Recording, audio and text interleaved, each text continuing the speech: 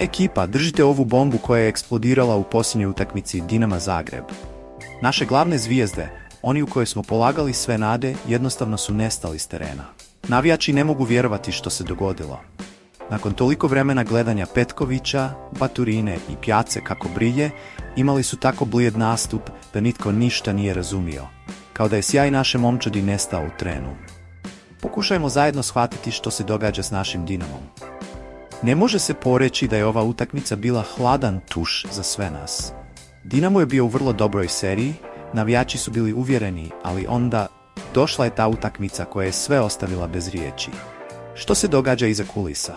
Je li to nedostatak motivacije, fizički problemi ili nešto drugo stoji iza toga? Činjenica je da je apatija na terenu bila očita. Dodavanja nisu išla, pritisak na protivnika gotovo da nije postojao, a oni potezi koje smo navikli gledati jednostavno se nisu dogodili. Gdje je onaj Dinamo kojeg poznajemo?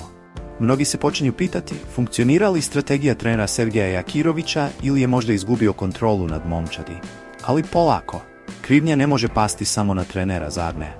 Na kraju krajeva, govorimo o iskusnim igračima, naviklim na važne odluke. Navijači žele odgovore i to odmah. Možda pritisak na dolazećih utakmica sve više utječe. S ligom prvaka koja kuca na vrata, zabrinutost raste. Trebamo oštru momčad i ne možemo si priuštiti da nam glavne zvijezde budu nevidljive na terenu.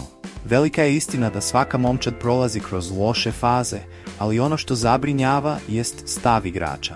Kad vidimo kako naše glavne zvijezde tako nestaju, nemoguće je ne postaviti pitanje što se događa. Je li to unutarnji problem, nedostatak fokusa, problemi u odnosima? Navijači su gladni odgovora, a Dinamo se mora očitovati.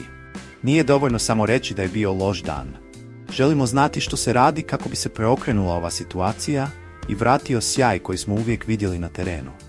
Dakle, prijatelji moji, sada nam preostaje čekati i navijati da je ovo bio samo mali posrtaj i da se naše zvijezde vrate sjati kao prije. Na kraju krajeva, sezona je tek počela i još imamo puno toga pred nama. Ali neka ova utakmica bude upozorenje. Dinamo mora reagirati, a navijači žele vidjeti stav. Sada, ako ste i vi znatiželjni saznati što slijedi i ne želite propustiti nijednu novost o našem Dinamu, pretplatite se na kanal i uključite zvono da budete u tijeku sa svime. Budite uz nas u ovoj navijačkoj podršci.